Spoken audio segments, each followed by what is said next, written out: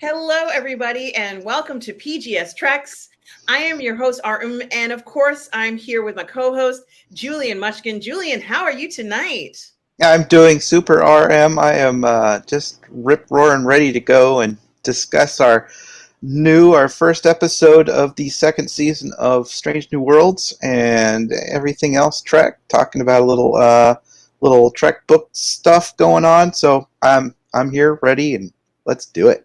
Let's do it. And I do want to say hello to Tom Jr. Jackson, moderator, collaborator, and good friend Tom Jr. Jackson. We are all goof people. And guys, make sure you subscribe to Tom Jr. Jackson's YouTube channel, guys. He's going to put the link in there so I can bring it up for everybody.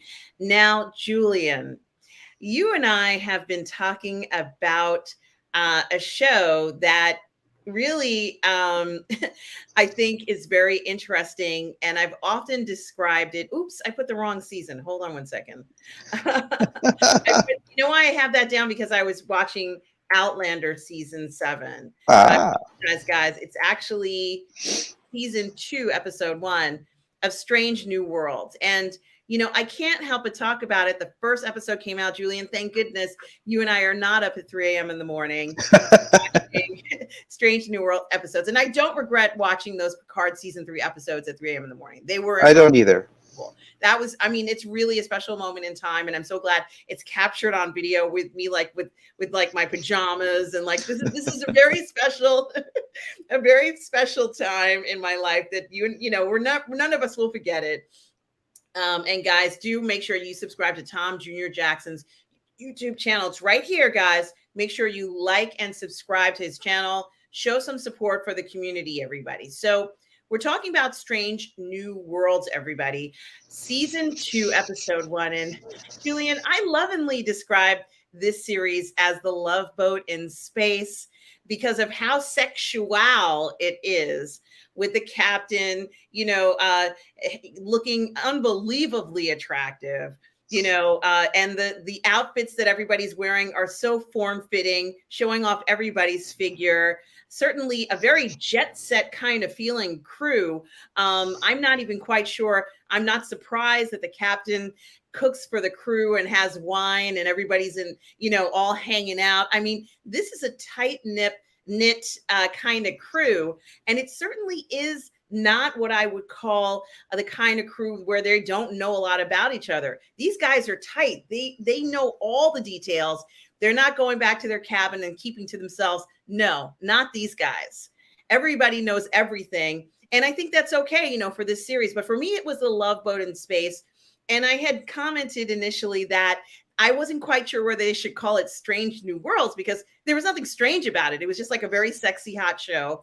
And they did give me that episode where the captain was in bed, that I knew that he was going to show up nude in bed. I knew it because that's the direction they were going in. And I took it for what it was. And alas, we have a second season, Julian, that you and I have been thinking about. As I said, we're not getting up at 3 a.m. in the morning to cover this show. However, we are covering the show. Goodness gracious, I just had to watch the show to see if we were going to get that eye candy again, because, I'd say certainly Star Trek is full of eye candy, but it's much more reserved and certainly not in your face. But this one, everything is absolutely in your face, where your eyes are like, oh my goodness, you can't take your eyes off of the screen a lot of times when these officers are, strutting their stuff and handling things. Boy, what a bunch of charisma on the bridge in this episode, Julian, between the officers and Spock. And, Julian, I know you have a lot to say about this. For me, I'm watching Spock, and I don't think, we felt the heat last season. We felt the heat coming off of the screen. The heat and the sexual tension was undeniable. His mate, this stunningly beautiful woman who's kind of like, I think a bunch of men would say I would drink her bathwater. She's stunningly attractive. And, and, of course, everybody's falling in love with her. And yet Spock is like, I can't seem to figure things out. I'm in love with the chick. from the medical area, like he's in love with her. And then of course we see it again in this episode where he's practically drooling over her. I mean, I haven't seen vibes like this since high school, Julian. I haven't seen people trip and fall and just be like so stunned since I was a teenager. My goodness, there's something in the water in this ship, Julian. There's something going on, some other phenomenon that I can't explain. It is the Love Boat Part 2. Maybe even even more raunchy than the Love Boat, if there is such a thing. Maybe Fantasy Island in space. But, I have to say, I enjoyed it. But yes, Spock certainly is becoming this very unusual, almost unrecognizable character. However, I don't hate it as I watch him in his form-fitting outfits. So, Julian, Julian, there's so much to talk about this episode of Strange New Worlds Season 2, Episode 1. First of all, what are your thoughts about the approach to Season 2 in this series so far? Well, it's certainly they have not they have not missed a step. They went right back into this as if there was not this gap between.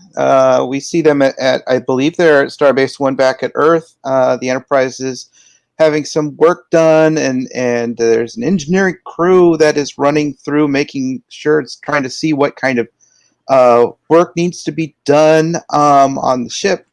And Spock is actually he's a little unsure of himself. Last season, when he had to deal with the loss of Hemmer and some of the other stuff, he kind of, as Dr. Mbinga says, he kind of unlatched those controls that were holding in his emotions so much, and so he feels that he's a little unstable in that, and I guess we can kind of let that go as reasoning for why he allowed himself to show so much emotion in this episode, because he really does. I've said before, I've kind of had to leave myself this, as much as the people producing Trek have tried to say this is canon with the original series. It just, they've done so much to change things. It's just not. And so I've just had to say this is an alternate universe, and I'm fine with that. And I do that, and I can watch it and enjoy it for what it is, for the way they're presenting it, and not let it affect, because they do change a lot. They've decided that they are really going to play up this thing between Christine and Spock. Yes, I have to wonder, with somebody like T'Pring as, your intended mate, why would he, yes, Christine is very attractive too. Yes, everybody is good looking on the ship, and that's, no doubt about it. But what's really interesting is Pike decides he's got to go off and look for somebody who can defend number one, Una Chin Riley, in the upcoming court-martial case of her, having lied about being Illyrian. And so he says, I'm going to go off and take care of this. So you're in command. So Spock is relatively in command of the Enterprise, even though they're not supposed to be going anywhere. And you would think that should be safe. We're just in space dock. But they receive a call from Lon, who's out looking for the parents of the girl that they saved, and from the Gorn. And she finds them, but they are on a dilithium mining colony, which is kind of like a part-time Federation, part-time Klingon overseeing, and there's a group of baddies, a syndicate that is muscling in and wants to start the Klingon Earth Federation war again, thinking that would be good business for them. So they decide that Spock decides we have to go out and rescue Lon and and stop this situation from happening. Of course, they didn't know about the Klingon, or about the intended war until they got out there. But still, they decide they're going to steal the Enterprise and head on out there to take care of it. This is this is very outrageous behavior for a young Spock, a young Lieutenant Spock, to take on. But that's the way they're playing it for this this world, and so okay, that's what's going to go. Everybody gets behind him. They say, "Let's go do it." We also notice that Uhura is now an ensign. She's decided to stay on board the Enterprise after her cadet cruise, and so there she is. She's in place, and that's what they do. They take off to help Wuan. Yeah, they certainly do, and it is very interesting. This is the only image I have of her, because I did want to kind of pull it up, but so we can see it here. And I'm clicking as fast as I can. I need one of those boards where you can just press a button and what you want to see pops up. Yeah. But yeah, they save her. She sends out some distress signal. Thank goodness Uhura is on there, and she says it's not what you think it is. It's a distress signal. I think it was Morse code 2 or something like that. Mm-hmm. Yeah. And fortunately, Spock tries to do things by the book. Yes. And, I guess the admiral or whoever that also very attractive older gentleman is, Robert April. Yes, tells him, you better not do that. And then out of nowhere pops this very intriguing woman. She's quite a mystery, I think, in the sense of who she is and her, let's say, how old she is. And the reason why it's a mystery is because she's completely new. It turns out that Carol Kane has joined the cast and actually gives them tips, or gives Spock tips. Not that Spock would ever need a tip, but she actually gives him a tip, if you will, of what to do to hide a signature or add some plasma or whatever it is that would make them have to separate from the dock, and the clamps have to be released, and then they can fly out into space, wild abandon, do whatever they want with obviously the ship. And that's exactly what happens. And here's Carol Kane, who plays this woman named Pelia, who suddenly appears on the bridge. I don't even know whether she was called up there, but she suddenly pops up. And she's a new species, I guess, or completely new character. And she kind of tells him, right, as soon as she shows up, this is going to be some kind of wild and crazy ride for Strange New Worlds. Things are going to start to get strange, Julian. Things will get weird. All of a sudden you have Spock saying things like, "I'm no ordinary Vulcan." And, I wouldn't be surprised if we, saw him doing some, I don't know, EDM concerts. Who knows? Who knows, Julian? We're seeing so many different sides of him. And, certainly Carol Kane, certainly as far as I'm concerned, she steals the show here whenever she steps into camera or whatever. A lot of the camera focus is on her. She really is a heavy presence in the show. And apparently she's managed to work her way as becoming the chief engineer. She has a story. She says she doesn't want to be an instructor at the academy anymore. But for someone who's been around for so long, I somehow think that she doesn't really need these guys to go anywhere. There must be some other motive for why she wants to be. Maybe she wants to be where the action is. I don't know, but I have a feeling that she has some other kind of motivation for being there, Julian. Certainly, I don't believe that it's an altruistic gesture where she just wants to help him out. I don't believe that. I'm not overly suspicious of her, and I think she looks great. But I just don't believe that her motivation is because she had to get out of, oh, what a drawl, what a drudgery to work at Starfleet Academy. Oh my goodness, I'm done with them. I've given 100 or 200 years to these guys, and I just got to get out of this. I can't stand it anymore. I somehow don't think that's really her motivation. It says that she is, with the death of Chief Engineer Hemmer, there's a space to fill. And since it's too soon for Scotty to show up, they have this character, Engineer Pelia, played by the comedian Carol Kane. And it says there's very little anybody knows about her. And people are curious about it. And of course, we can see this picture of Spock here, and he looks a little different because he is different in this. Something's happening to him. Something is really happening to him. It says the usual sign that a character is human rather than one of Star Trek's innumerable humanoid aliens is that they're not wearing some kind of facial prosthetics. And of course, here is, she doesn't have anything on. So it turns out that she had an accent. Uhura noticed it. And, she said it was her. She couldn't deny it.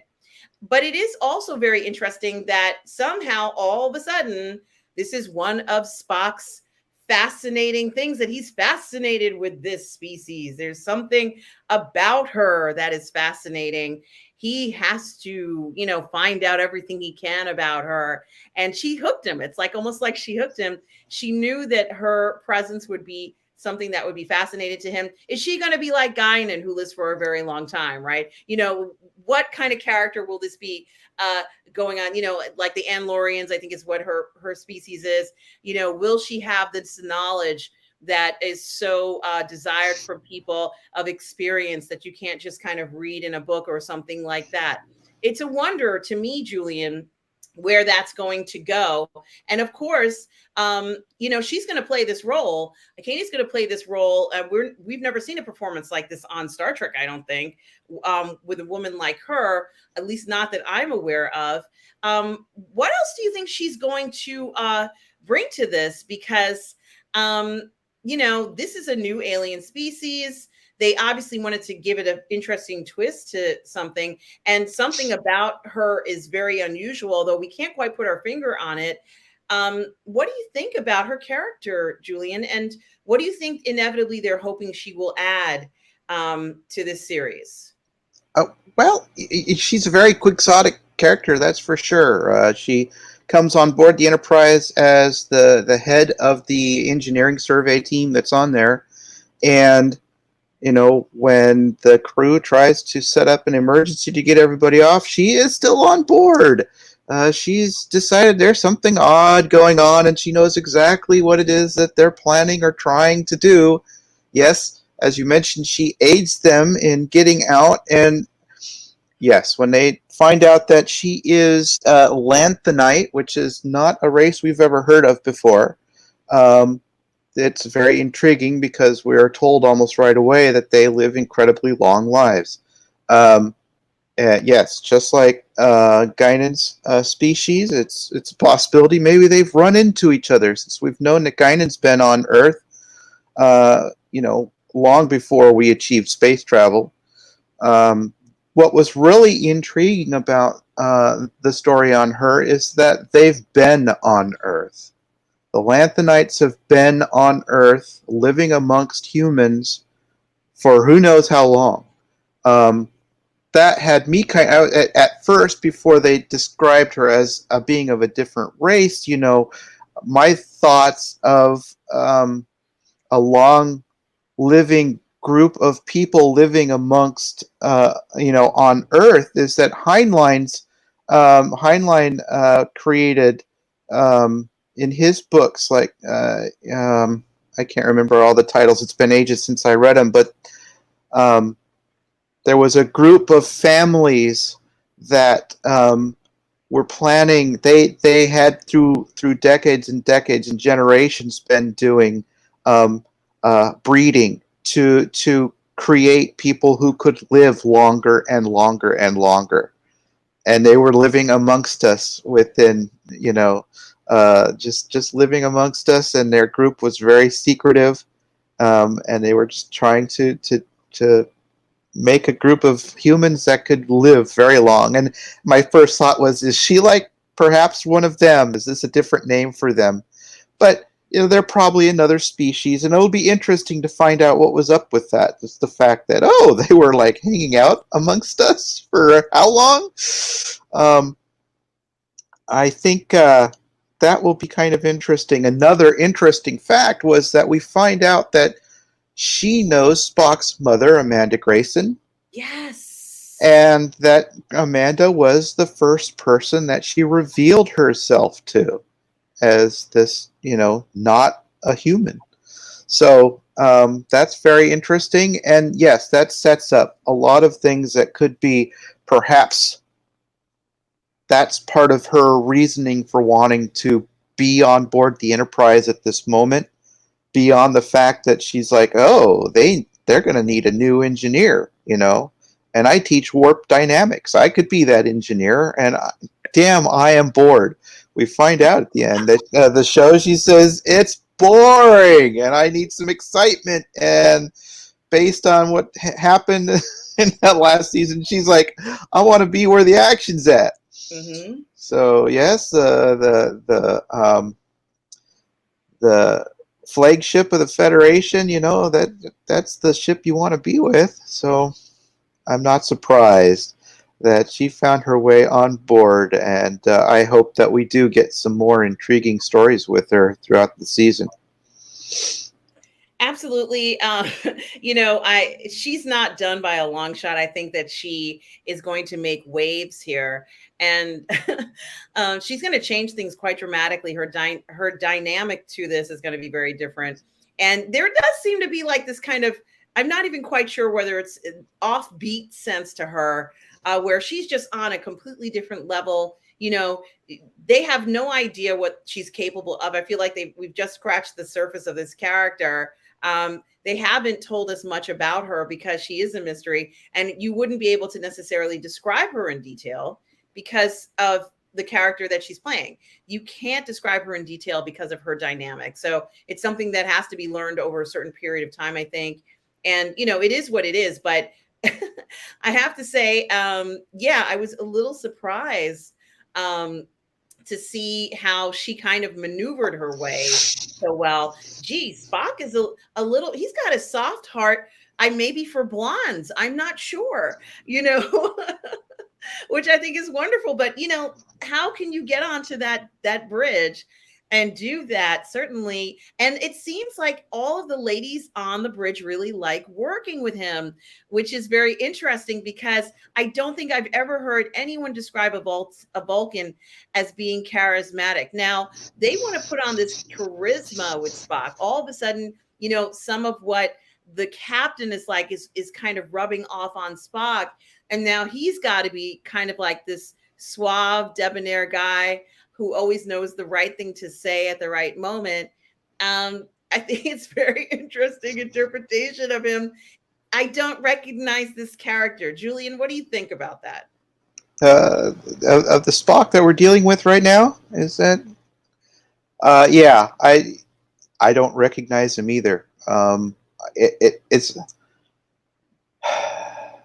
a very strange path that they've decided to put him on, for his time on the Enterprise right now with Pike. I think the timeline seems kind of odd. We're told in the original series that the events of the cage had happened 11 years before, and so I'm not exactly sure where we're at right now as far as timeline, if you want to throw that in there. But the Spock we get in the first season of TOS is a very different gentleman, and is still very much trying to make his Vulcan half be dominant within his personalities. And I mean, one could think that yes, he loosens up. He is very loose with this crew. He is not behaving like the Spock that we know of from the early seasons of TOS. And one could assume perhaps that what they're trying to say is that with his first crew as a younger, Vulcan, he finds himself being very involved, very. I'm not sure what I'm trying to say, but he's very affected by being with this crew. Mm-hmm. And that it's possible that by the end of this series, when things happen, like, say, whatever happens to Pike, that this affects him in such a way that he decides he needs to go back to being more Vulcan. One could perhaps make that type of an argument. That he's like, that experiment did not work. I need to be the Vulcan. And then his experiences with Spock, or with Kirk and McCoy and the crew of the Enterprise, as we see it in TOS, creates that Spock that we come to know. And that right now what he's doing is trying to figure out who he is. That's the best that I can, put a slant like that. I'm thinking maybe that's what they're trying to do. So I can kind of see it interesting from that point of view. Yes. Yeah. That's a very interesting observation. And that I couldn't deny the chemistry that he has with everybody on the bridge. Like, there's hardcore chemistry. And I wasn't expecting that. I mean, this was very unusual because we haven't really seen that from that character before.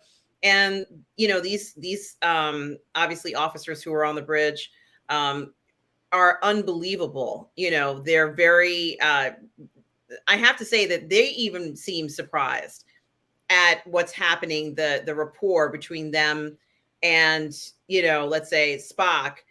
Perhaps it is a specific time where he is opening up. Here they are on. This actually says, if I stay real quiet, maybe Spock won't notice me. I think he's the kind of person who notices everything. So it's not like you could be on the bridge and do something and he wouldn't notice. He knows exactly what you're doing. He probably knows what everybody's doing. Yeah. And, and it's probably, I'm not going to say it's an easy thing to do. Let's just say it's something he's very good at. He knows what's going on. But there's this other kind of thing he's going through, as you said, Julian, that I personally don't recognize. There he is, dressed in an outfit that's supposed to blend in on the planet when they're trying to do this mission. And here's some other great shots. And, someone kind of make jokes about how they look. Honestly, the styling of the clothing looks very upscale to me. I think, the production design, I like the production design of the show, and I like the way the uniforms look. And I know there's been some questions about the uniforms and everything, but you can't deny everybody looks very polished and put together. It's not deconstructed. People look appropriately dressed. So there's a lot of that. And I think that does make a difference. But it is this kind of gang mentality of, I'm going to go ahead and requisition the ship, even though I've specifically been told not to. I'm not quite sure whether that's ideal. Here's another shot of the Klingons who were there, who also looked very good. Julian, I thought that these Klingons looked fantastic. And of course, they're going to look different from, let's say, the Next Generation era. But boy, they looked great. Whoever's doing the makeup and all this stuff is doing such a great job on the series, as far as I'm concerned. And there's Uhura looking splendid as ever. It's good that she is there. But, I think inevitably this obsession that Spock has with this woman, I didn't expect to see him virtually crying over her on a bed in sick bay. What did you think about that, Julian? Again, kind of surprised. Like I said, I'm really kind of surprised that they've decided that this is, they've planted their flag, so to speak, and saying, yeah, we're gonna work up this whole thing between Spock and Christine. And again, that could, the attitudes I've put forward as in maybe he's trying something, and that at the end of the series he'll realize it didn't work and that he has to be more logical is what creates kind of the, issues where he's a little bit more standoffish between himself and Chapel in the original series. I don't know. Maybe not. Maybe they don't care. Maybe they just want to play around with it. But it certainly makes it difficult to stay on a track of understanding why he's behaving the way he is, because he's not. We're not seeing it, other than him saying, you know what, I unlocked this thing and I'm having trouble with it, and that a little bit of interesting stuff there where Mmmm gives him the Vulcan lyre and says, yeah, try music because that always helps when you're having trouble with your emotions. Okay. No, here, have your lyre. So now we've thrown that little bit of member berries in on the story, and Spock can start playing his music, getting into that, and figuring out how he'll be able to play it like a boss when he does in the TOS. That was kind of cool that he gets to play around with that prop now.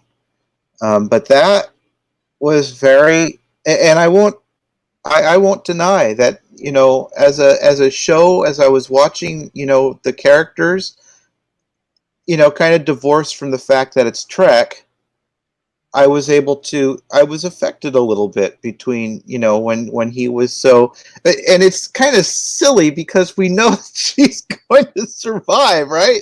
That would be the weirdest thing for it's like, well, she's not going to die. How can she, right? Not in So, episode 1 of the season. No way. Well, yeah, beyond the fact that she's on board the Enterprise later on, so when Kirk's there, so it's like, I found myself thinking, well, that was kind of silly for me to get like that, but I won't deny that it affected me when I was watching it for the first time. Yeah, absolutely. I mean, I wasn't quite sure what was happening to him. Essentially, I'm not going to say he couldn't control himself, but it was like almost to a point where he was losing control. And, I don't think, even if it was, let's say this was his significant other, I'm not even quite sure as a captain he would be doing that on the ship. He wouldn't do that in front of other people. So he's doing this for this lady. And there was one scene where she was kind of, brushed it aside that he was noticing her. And I don't know whether I cared for that, because this whole series is about getting noticed. Like, it's all about the looks in the show. People are, kind of styling and profiling as far as I'm concerned. And the biggest styler and profiler obviously was Carol Kane, in the episode. So this whole thing is about getting looks, as far as I'm concerned, having that kind of charisma and being able to do that. After all, when he went to the surface, or actually when he went to the surface to drink with the Klingons, that was all about, look at me, I'm different, I'm special. That snarky remark that the Klingon made about how, I love this Klingon who doesn't, this Vulcan who doesn't speak like, or who isn't like a Vulcan, like the snarky remark. And I thought to myself, hey, that's not cool. That's kind of an insult. But he knows to just, push on and, make sure he continues to go. And that Klingon was also very charismatic. Yeah. And, I thought that was very interesting, because I was like, yeah, he's kind of interesting too. They really are playing up this underlying charisma. Who knew Strange New Worlds would have this incredible sense of, on-screen chemistry, even with a viewer? Like, it's really remarkable. For me, that's the victory of the show. And I know that they're changing things and rearranging things, and it's a little all over the place, but they certainly have gotten my attention in the way that I think they wanted to get my attention. They didn't want me to necessarily look at the show, as far as I'm concerned, and say, well, isn't that clever? No.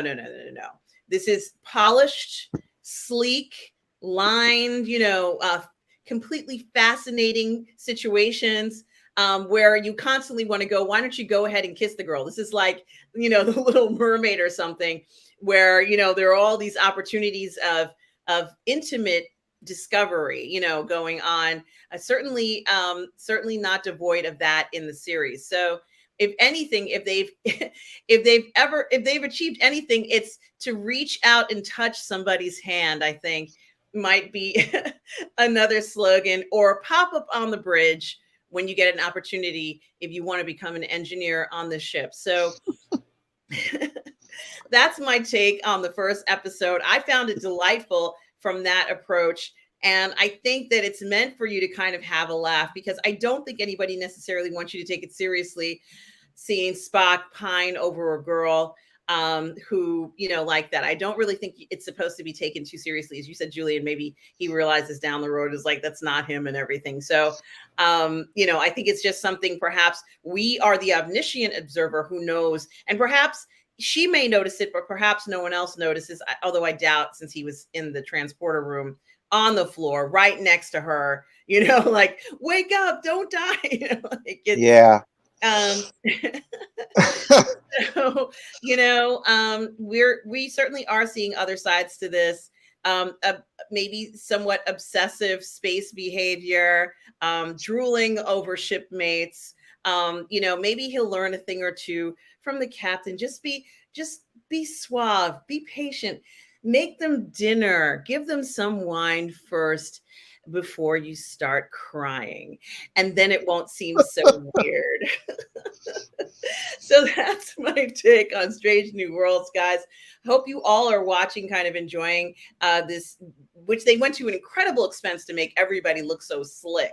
This was pricey. Like, this is perfect makeup, perfect uniforms. The lighting is perfect. I don't think I've ever seen a more perfectly filmed show, except for maybe Picard season 3. So, so I'll give them that for an effort. They can make anything look amazing, and those outfits look amazing. I'm going to get all those uniforms too, and outfits in this episode, Julian. So, any final words on the episode? No. Other than, it was a fun, quick romp that brings us some questions that hopefully we'll answer through the season. My understanding from those who have seen the movies, or the episodes, the first 6 episodes, they've released the screeners. That the episode coming up with the court martial is a very, very good Trek episode. Trek, as in very good for overall Trek, that it's that good. So I believe even Rob was kind of happy with the episode. So, because he managed to see the first 3 or 4 episodes, I think, also. Wow. But yeah, you mentioned Picard, and there was quite a few articles in TrekMovie.com. One of the articles that I happened to see was regarding Picard and the continuing clamor for a legacy series spawning off of Picard's season 3. Right.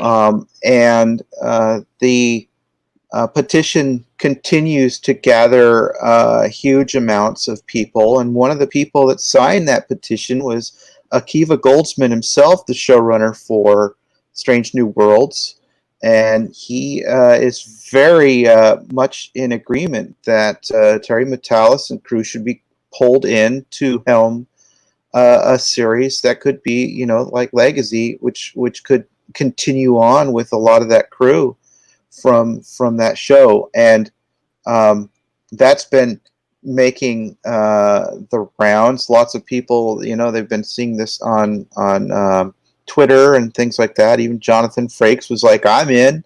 And of course, Alex Kurtzman has said that we recognize that there's an awful lot of love for this, and so it's possible that they have it. They finally now have it in the back of their mind. They may actually be thinking of what can we do to do this, and of course they've already got Strange New Worlds. They've already got they've got to finish up that last season of Discovery, they're trying to start this new Academy series. They've also announced this movie for the Section 31 from Michelle Yeoh. I don't know how far they're planning to go with Prodigy or uh, Lower Decks. But on top of that, of course, we're dealing with a writer's strike right now. And Paramount is looking at, financial issues that are going to make things tough going forward. So who's to say what's going to happen, but it's kind of nice to know that some of the top people in the production company there are interested in trying to put something, if they can, looking at the feasibility of continuing with a legacy type of show, which would be, if they could get Metalis and crew back in on that, that would be awesome. Yeah, it's definitely a dream for all of us. We all want this to happen so much. There's the spinoff from Picard is undeniable. I know as soon as you and I watched that last episode, I went ahead and I made a YouTube short where I said, yeah, we want more. Will we get it? Are we going to get it? Somebody please answer this question, because we all are so eager for it. It was so enjoyable, such a great time. And it's for sale. You can buy it now, right, Julian? You can buy season 3. Did it say that also? I don't know. I think so. Yes, I believe it's available.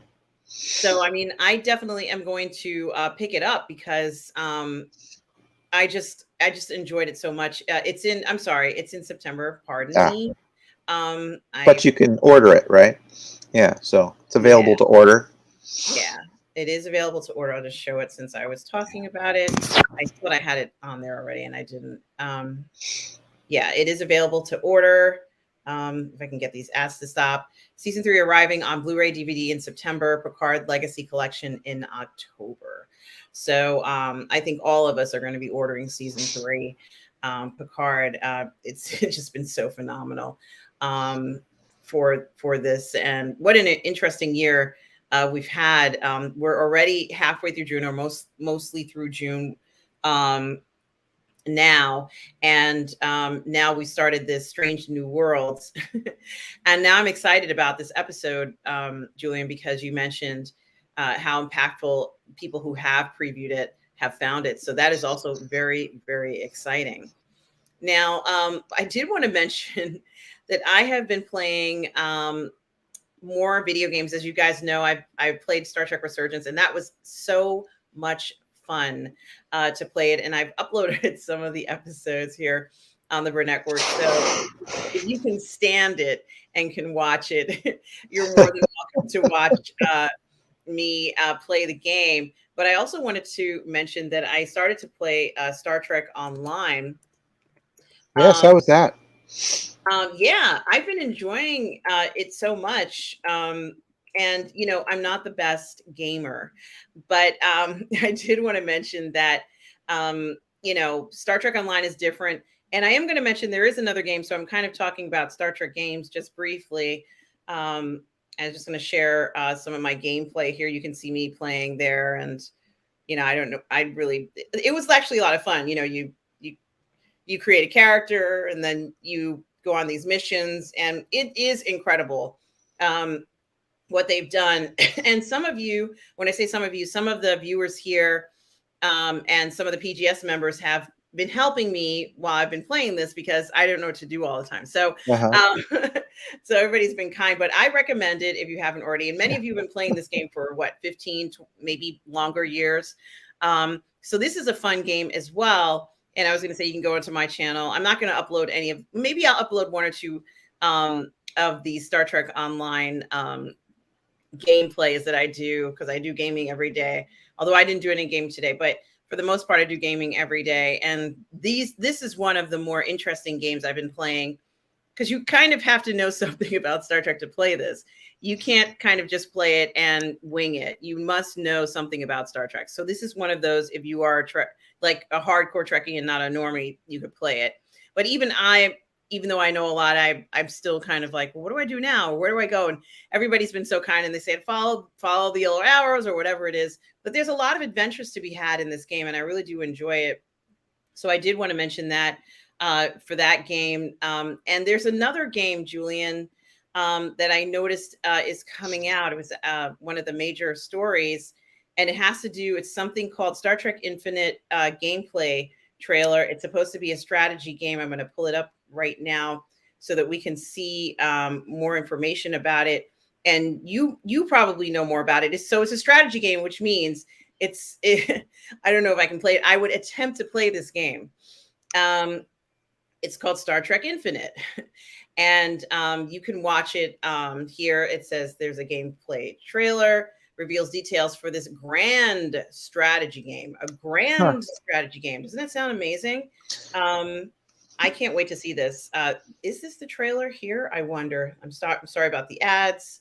But it says, after being teased last week, the developers behind the upcoming Star Trek Infinite chose Captain Picard Day to release the gameplay trailer and more info on the grand strategy game set in Star Trek The Next Generation era. So let's take maybe a quick look at it. I don't want to get busted here for showing this, but I'm going to show as much as I can. Can we even hear it? It's only a minute.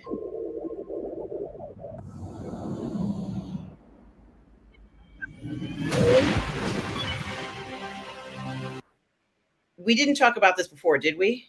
No, I don't think so. Okay, I just want to make sure. Explore new worlds and civilizations. Stop it after like, because if I continually play it, it will pull it down from the channel. But we can see some stills here. It does look a lot like Star Trek Online, but better graphics. It looks really good. This is a strategy game, so I'm still trying to figure out how to do this. This is create your own Star Trek story. Yes, I would love to do that. And another thing that I think is also that they're putting it as a strategy game, which means I would have difficulty with it. But to be honest with you, I'd be willing to try this out. Why not? It looks pretty cool. The graphics look amazing. What do you think, Julian? Would you give this a try? Perhaps. Yeah. Like I said, I don't do an awful lot of gaming anymore, but it sounds kind of like a Star Trek version of Risk. Yeah, maybe that's what it's like. I hadn't thought about that. That's a very incisive observation. It says it puts you players in command of one of four major powers, which is not unusual. You have either the United Federation of Planets, the Romulan Star Empire, the Cardassian Union, that's the one I would choose, or the Klingon Empire. Every major power possesses individualized traits, stories, quests, and more to make their play feel distinct.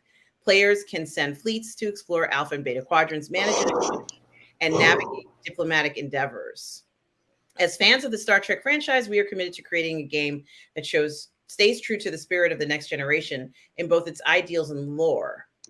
Working within these bounds still allows for a wellspring of opportunities. Star Trek Infinite rewards explorative play, gives players freedom to choose how they respond to the events that unfold in front of them, and provides a strong sense of identity as you lead your empire through the galaxy. Wow.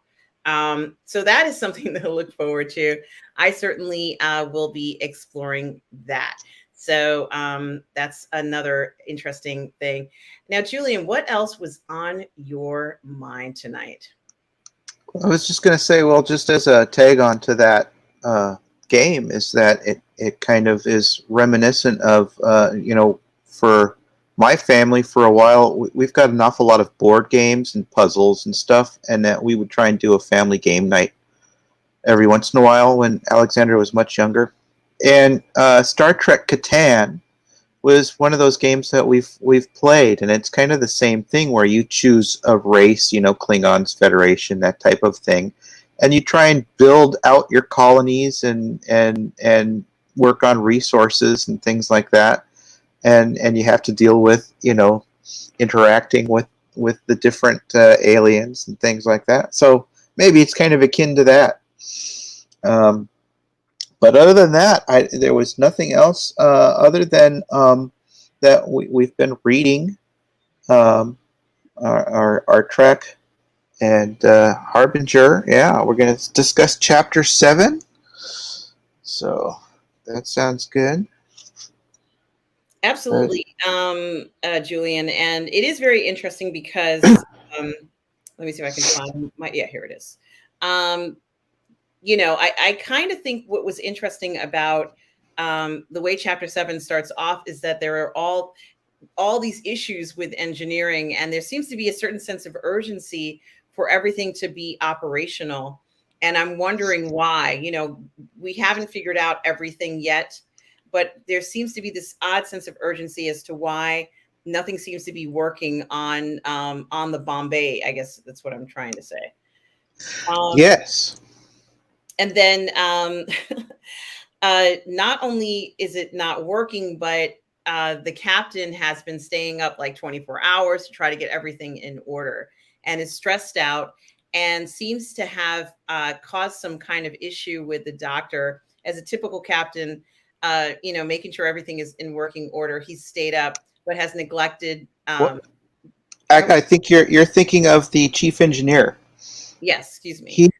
He's been trying to get, yes, the repairs are not going well on the Bombay. There's more wrong with it than they had thought, and it requires more time if they're to take care of all these things, and so he's having to kind of do this triage on all the systems and say, well, this one we need definitely, and this one's going to have to wait until later.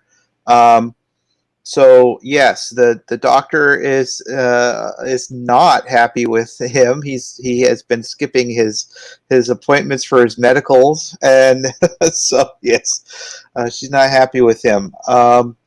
In addition to that, the reporter Pennington is curious about what happened on the Enterprise. He's talked to a number of crewmen and found out that there were some deaths. Most notably, that of course that would be the deaths that were incurred where no man has gone before when they went through the barrier at the edge of the galaxy. And so Pennington grills Kirk about the events at Delta Vega, and Kirk says, if you want to know what happened, read my report. I've got nothing to be ashamed of. And then, of course, wonders if he really does or not, because he's not sure, being the new captain that he is. Scotty goes to the Orion merchant / gangster Gans to see if he can get something worthwhile, some sort of worthwhile liquor that he's never had to add to his stock on board the ship. And he's given a bottle of green liquor, which we may, if it's the same stuff that he's drinking later on when he shows up in the Next Generation episode Relics, we find out that it may be Aldebaran whiskey, which is what Picard had given to Guinan as a gift, and that's why she had it behind the bar there. And we never do know for sure if it's the same stuff that Scotty had, but certainly it's a nice little pull to say, oh, this is, whatever it is, it's green, So that was kind of fun. It was fun. It felt kind of, when I was reading it, it felt a little forced, actually, that he would just like, I think I'm going to go over here and see what I can find. Going through what seems to be like a pleasure den / casino / and then he kind of gets insulted when the guy says, well, this is out of your price range. Oh yeah, when he sees one of the women that and we are led to believe that Orion women have this strong effect, especially on Earthers, about how good they are. And also, we find out that Commodore Reyes and his JAG officer, Rana Desai, are romantically involved, that they are seeing each other. Of course, it's also revealed that the rest of his senior officers, the chief medical officer in particular, aren't fooled and actually know what's going on. So they're just kind of trying to keep it a little, discreet. as it were. Um, we have a retirement party going on for Yes. Dr. Piper, who will be leaving the ship once they get back to Earth. And Dr. McCoy will be coming on board. But in the meantime, we're here, and they're at a nightclub called Mannon's, which it's a jazz nightclub, kind of. And Spock is there and notices a young Vulcan woman come in and start playing the piano. And she is very, very good. Um, it is T'Pring. It is the chief security officer of the station. And everyone loves her playing. And Spock feels that her style was very human, save that her face never changed expression once. And so he meets T'Pring and they discuss playing. And she is a little offended at first when he hints that she had some emotion in her playing. And she's like, no, I don't. So it's kind of interesting. There's a lot more going on with T'Pring and her playing of music than we know. It has me intrigued to know what's going on. But yes, there certainly seems to be more emotions roiling around in there than would be good for a young Vulcan officer. So that's interesting. What's kind of all through TOS, of course, it was kind of implied that, they said that Spock was the finest, officer, the finest science officer in the Starfleet and all this, and we're almost led to believe that he's one of the only Vulcans, but now we're finding out that there was a lot more of them had joined, but he was the first, so In she Star. obviously, yeah, in Starfleet. Mm-hmm. The first official Vulcan in Starfleet, and so here we have another Vulcan, a full Vulcan in Starfleet, and others already in Starfleet. So it's very interesting how you have to wonder how soon did they start, applying for Starfleet after Spock kind of broke the floodgates, so to speak. So that's an interesting thing for those history, people who love canon history and stuff like that in Star Trek. It is interesting. Yeah. And of course, one of the most intriguing parts is the fact that Spock is quizzed by Kirk saying, so you went over to this person, of course she's incredibly beautiful. So that there is that. Yeah, and Kirk had already noticed her when he went to the control center for the station and saw her, and of course she was already wearing the new miniskirt style, the red, because she's security, and Kirk was remarking because somebody in Starfleet likes me. So Mhm. he was very approving of the new female styles. Absolutely. And I'm approving of it. I think it looks cool. I like the mini skirts. My Star Trek Online character is a Vulcan and she does I wear. saw that. So it's like, yeah, this is exactly what I would hope to be if I, like, let's say if I could do that. And what I also found interesting was somehow, I guess Kirk had felt that because Spock walked away from T'Pring, that he was not interested in her. Like he didn't lean in. I call it leaning in. There Uh-huh. may be other names for it, but he didn't lean in. Yeah. So Kirk was like, "Oh, cool! I can lean in. There's nobody blocking me. I can go in and lean in." But Spock does admit that he found her extremely interesting, which means he's totally like enamored with this woman. That's Yeah. like, saying that you're falling head over heels for her. And it's not a surprise that he should be because she's absolutely perfect. So interesting. Stole the show. Stole the show Yes. tonight, so to speak. And Yes. I think a lot of people, noticed her and went home thinking about her. So I think she's also very aware of that too. And her impression of this whole thing is perhaps even her accomplishments don't mean as much. I thought it was interesting the way that they had and described her in Strange New World season 1, where she looks at things from a certain point of view, but it's almost as if there are certain things that are effortless to her. So Who are you talking about? to Prin. She's not in Strange New Worlds. Isn't she the character that he's interested in? That's not to Prin? No, T'Pring is his betrothed. It's So a different name. That's it's not the same character. It is a different character. So this one's to Prin, and the other one is T'Pring, yes. All right. Unfortunately, it's not the same person. That's too bad. Yeah. Well, the fact that he's so intrigued with her just leads one to believe, just what is going on with his betrothal to T'Pring. It's like he doesn't seem all that into it. He's very easily distracted when she was around.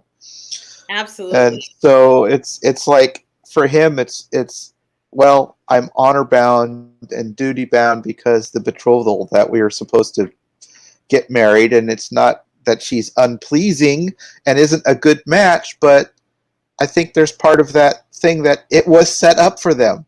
It wasn't his choice. It was his parents' choice and her parents' choice. She's really getting into it and wants to make it work.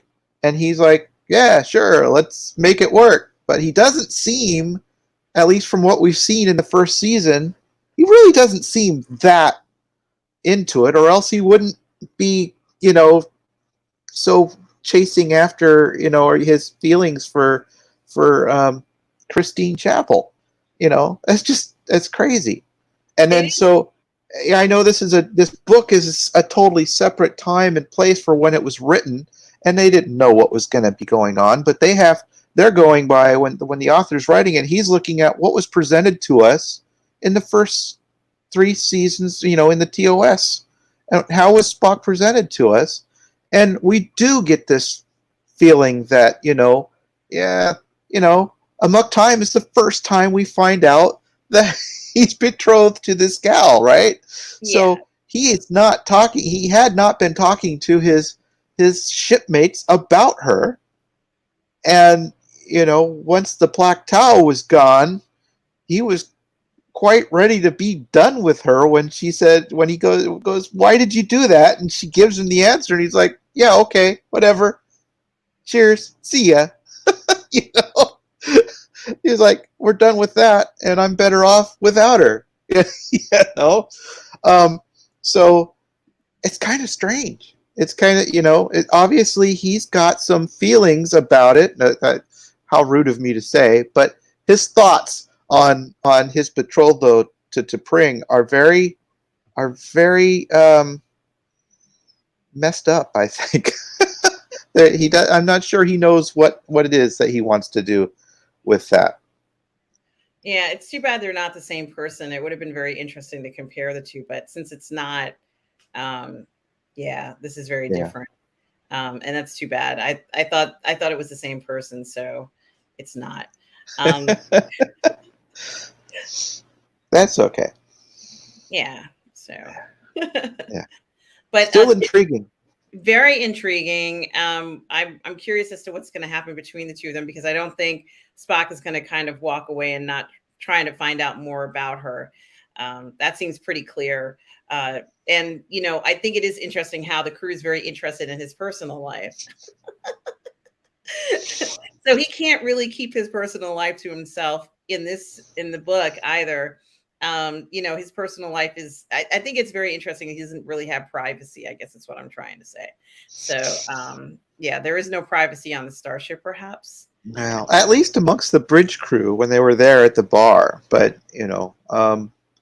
I think the Spock that we're presented with in TOS is a very singularly different from the Spock we're seeing in Strange New Worlds. And, that kind of leads me back to that whole point in a Strange New Worlds episode where he's about to give the order for them to, go forward on their mission, and Ortega says, what's your thing? What are you going to do? You know, what are you going to say? Because they've made it this type of thing that every commanding officer has some sort of special buzzword type of thing, you Yeah. know, like let's fly or hit it or Vamos. engage. Vamos. Yeah. Vamonos. Yes. That sounds good. Like, vamos. Yeah. I, you know, if we had seen that kind of behavior from a crewman on TOS's, you know, then the retort from Spock would have been very cutting. And it would have been, you know, there is no logic to being, you know, there's no logic to saying it any other way than, you know, all systems engaged, full speed ahead, you know, or whatever they need to say, you know, set your course and go. It would be logical. And he would say, it's only logical to be. He Yeah, might even come up with logical in what he's yeah. saying somehow. But he may also have come up with some way to kind of cut them back, and you know, in a kind of like a backhand kind of sarcasm, which he could do from time to time. He was very good at it. You know, like I mean, he was always ribbing Chekhov, you know, about his stuff. He had no fear about giving Chekhov a hard time. You know, he's like, oh, he was making a little joke, Mr. Spock. He goes, a very little joke. Oh, minuscule. So, but you know, so I would hope, and of course we know, Spock in Strange New Worlds is not the Spock that you know ends up as first officer of the Enterprise later on. He has to go through some growth. So I know he's not the same guy, but part of me is of the mind that early Spock was trying his hardest to be the Vulcan, not the human. And I think that the producers of Strange New Worlds have decided that because of Spock's behavior in the cage and the first couple, you know, the first episode or two of TOS when he was trying to find that character, and of course he had to behave that way. He had to behave a little higher than normal because they hadn't figured out exactly how Vulcans were, and uh, Pike, as he was being played in the original in the cage in the original pilot, was very monotone. He was very low key, and they had to find a level that was going to be opposite that, or else it would have been way too boring. And so he did what an actor would do, and he played it higher because Pike was being played kind of boring. So in the cage, they took those points and kind of ran with it and decided, oh, that's how he's going to be in our series. Okay, so be it. That's how he's playing. That's how he is. You got to start somewhere, and that's where they're starting, and it is what it is. My thoughts exactly, Julian. All right. Anything else that you would like to discuss before we end this show? No, I don't think so. I think we've got a lot talked about. We've still got a bunch of chapters of the book to talk to, and I'm happy to go at your speed because I know you've got lots of things going on. I'm chomping at the bit to finish the book, but it looks like it's certainly going to be continued on. So I think I'm going to have to order that second book pretty soon. So. Because I am really liking it. I'm really enjoying the TOS feel of the story. I think the writer really, he really figured out. He really has a flair for it, a real feel for it, and it feels just it's like I'm watching an episode of Trek, original Trek. It does feel that way. I think they did a great job with it, and they certainly have captured the essence of what we know for the original series. So I do have to say that, and it is an easy read, although I'm not understanding everything, but after a while I get what they're talking about. So it is a very well written book and enjoyable. It's fun to see the story unfold in Harbinger. So I do recommend the book to anybody. I've been enjoying everything I've been reading so far. It's an excellent choice, Julian. Yeah, thank you. I'm enjoying it too. And guys, make sure you subscribe to Tom Jr. Jackson's YouTube channel. Here's the link here. He is a moderator. You all know him. You love him. He's pretty much a huge part of the PGS and the Burnettwork. So make sure you subscribe to his YouTube channel. The link is right here. On June 20th, he's going to be interviewing Maria Espino, who's the CEO and president of The Last Prophecy Gaming Incorporated and director of the Star Wars fan film, The Chosen One, on his channel. Guys, make sure you do check him out there. And guys, also like and subscribe to my channel, Positive Fandom. Guys, please do like and subscribe. I'm going to have like games each day pretty much, as well as other shows.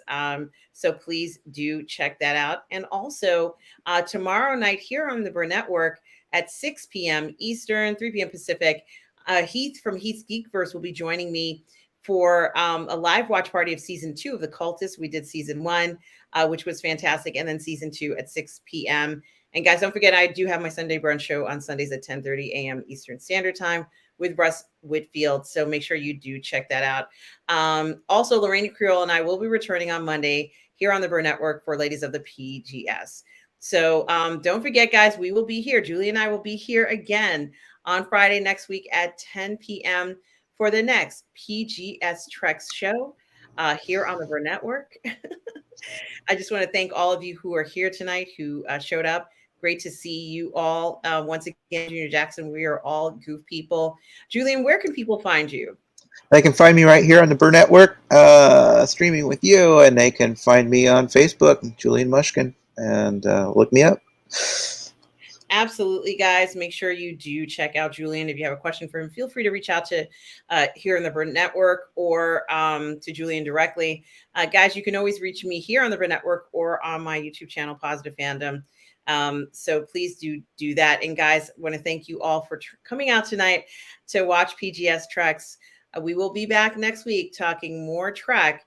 And thank you all for stopping by tonight. And guys, remember, live long and prosper. And always remember, no matter where you are in the galaxy, always remember to please be kind, everybody. Take care. Cheers, everyone.